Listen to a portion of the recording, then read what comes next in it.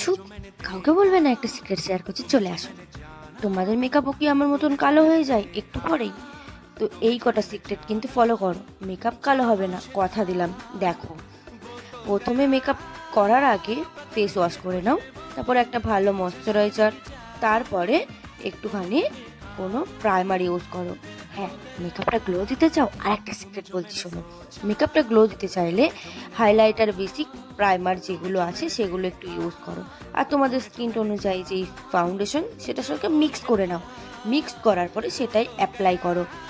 Apply করার পরে দেখবা তোমাদের স্কিনটা এত গ্লো দেবে, তারপর আমাকে জানিও, দেখো আমার স্কিনটা কীরকম গ্লো দিচ্ছে, দেখতে পাচ্ছ?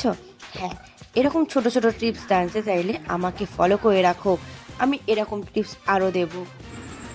নেক্সট ভিডিওতে আবার দেখা হচ্ছে তোমাদের সঙ্গে। চলো, বাই।